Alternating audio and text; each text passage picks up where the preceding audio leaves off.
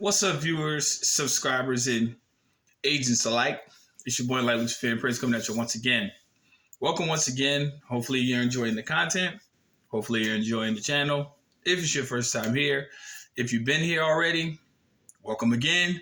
If your first time viewing, at the end of the presentation, I ask you to stay that, so you can get the gist of what the channel is. Enjoy the content. If you do like the content, like and subscribe. Simple as that. Now, I also do give a warning before I proceed with my content. If you've been watching before, you all watched before already, I do put this in my videos because like I said before, my videos are for adults and adults only. So please, if you have children in your immediate vicinity, I ask that you remove them. Tell them to skedaddle to Seattle. Now, what I want to emphasize on, I think that this is highly important for people to understand where I'm getting ready to go with this and why I'm getting ready to go there with this. Now, I know people say this doesn't constitute legal advice and so forth and so on, put disclaimers. Fuck that. This constitutes information that pertains to what is legal. However, it's a new disclaimer, and this is what it is. Now, fundamentally, what I want to talk about is preserving the original contract. Now, I know that people are like, this might be interesting. Well, it is indeed. Preserving the original contract. Whenever you are presented with something, as far as an obligation is concerned, which is any offer of contract is an obligation, whether it's a subscription, whether it's a mortgage, whether it's a personal loan, whether it's an auto loan, whether it's for a credit card, anything, whether it's probation, whether it's community service, whether it's a traffic ticket, anything is an offer of contract. The thing that most people do not understand or they interpret when it comes to debt-bearing obligations, there is only fundamentally one contract. This is always presented to you in the advent of you basically getting ready to sign this legal paperwork. The trick is that many institutions have used against the unwitting populace for many, many years. And yes, we've all been victim to it. So I know a lot of people like to come on these channels and act like they're indestructible or they know. No, fuck that. We've all fell victim to this scheme and this scheme particularly. The original contract is always kept by the individual who wants to secure the liability. Now, I'm getting ready to use a lot of commercial terms, so please understand that from this point forward in this video, I am not using strict basic English terms. I'm speaking strictly in legalese. So if you do not understand legalese, I suggest you invest in the Black's Law Dictionary and understand and interpret these terms as they apply to you. Now, a liability by legal definition in and of itself, we have understood liability in the common English sense, but most people don't understand what it really is in context as far as the law is concerned. Now, the legal definition of liability, one of the most significant words in the field of law. Liability means legal responsibility for one's acts or omissions. Well, in the English sense, we can say responsibility, which is synonymous with liability. Same thing. Now, so these individuals want to secure the liability. So when they secure the liability, what are they securing the liability underneath, right? Let us look up the legal definition of signature. Okay? The law definition of signature by Black's Law Dictionary means a person. Now, in law, we're not talking about a natural person. A person's name or mark written by that person or at the person's direction. Or two, any name, mark, or writing used in intention of authenticating a document. Now, let us look up contract, and I'm going to bring this all together before I proceed so as to not lose you. Let's look up contract, right? By law definition, not in the common English sense, but law. Contract is an agreement between parties creating mutual obligations that are enforceable by law The basic elements required for the agreement are to be: number 1, presentation; 2, consideration; 3, acceptance by all parties; and 4, the signature. That's 4 parts to it. That's 4 parts to a contract. Now, when you understand when they say enforceable by law, they're not talking about just law overall, which is a very all-encompassing term. Law they're talking about is contractual law, which is an agreement between 2 parties that creates an obligation to perform. Normally, in 99.9% of the cases, it is the corporation, it is the natural person who signs as the accommodation party for the document.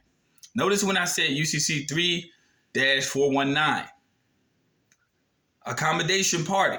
So now you following where I'm going with this, if you watched my previous videos, right? A legally enforceable contract requires the following elements, all of which were discussed, as I said previously, right? That's legally. However, the nefarious side to most entities who actually do extend these contracts always keep the original. They keep the original. You, even if you're lucky in most instances, you don't get a copy of the original contract. You get what is considered the receipts of it. So you get all the bylaws, all the liabilities that are incurred from you signing, but you are not the possessor. Now, the reason why I tell people, if you're following me correctly, is to keep the original contract is because you become this, right? Let's look it up. Holder in due course by legal definition. A holder in due course is any person who receives or holds a negotiable instrument, such as a check or promissory note, or any type of contract which can be considered a negotiable instrument in good faith in exchange for value, without any notice or suspicion that is overdue or was previously dishonored. Do you hear what I just said? Okay, let's leave the last part. Or without any notice or suspicion that is overdue or was previously dishonored. When you keep the original contract in any business transaction, you do this. You disable any corporation, third party, or agent from acting on your behalf based upon the liability that you accept. Because under contract law, when you sign, you become the sole individual who is responsible for the fulfillment of the contract, which enforces your right to always retain the original. Now, I know a lot of agents and a lot of tax preps and a lot of CPAs and a lot of lawyers and a lot of people who work for the establishment, of course they work, that's how they earn their fiat, will disagree with me. But contract law states, particularly, just what it says, the holder in due course, in exchange for value, without any notice or suspicion that is overdue or previously dishonored, which is why when you take out a loan, they draw it up as a liability.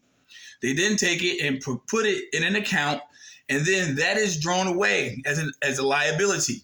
So in other words, you get the loan, you sign it out for yourself, but they hold the original contract, which means that they can say, hey, you forfeited because by your signature, which we have on paper, we can now hold you accountable for the debt in which you signed for. But because you have no recourse to actually say, hey, provide me the original contract, they've already sold it. Simple as that. It cannot be monetized if you obtain the original. Now, a lot of people might be spinning in circles right now, like, so how do I get the loan? Good question. Great answer, right? Before you proceed with any business engagement, and I've done this before, and I know what I'm saying off experience. This is not what I heard off of fucking YouTube or anywhere else. You are presented with the contract. Remember I said the first part of contract was consideration. Now, being that you're knowledgeable about what a contract is in the previous explanation about what I just said, you know that it is an engagement which incurs liability, period. Fuck conjecture, fuck opinion, that's what it is. You then ask the person who's providing you the contract, You considered it and you now know it's liability. May I have a copy of this? Right? Here's what you do. If they protest or object, you already know it's not a good place to do business. However, if they do say, sure, we will give this to you after you sign it. Consideration is the key element. I can't do that. Your job is to maintain the original. Now, if they do give you a copy before you sign it, because you do have the right to consider. Remember, Truth in Lending Act, if you do sign it and you wish to come back for reconsideration, they have 72 hours before they can actually trade it off to a third party. Under Truth in Lending Act, which means from the date of the signing to that date, which is the next business day, they have to wait until you reconsider. 99.9% of the time, people do not reconsider, and they let the 72 hours expire. Read Truth in Lending, you'll know exactly what I'm talking about. Okay, so now if they do present you with a copy prior to signature, what you would do is this. You have two forms of ink. I mentioned in my previous video. You have red ink and you have black, right? Red, executor. Remember that. Whenever you see red ink, notice that is for an executor. Let us read what an executor is, okay? Because you have to realize in the power of your signature, this is what you are when you sign a contract. But if you don't retain the original contract, you are now the liable party, i.e. the debtor, okay? Okay, let's see.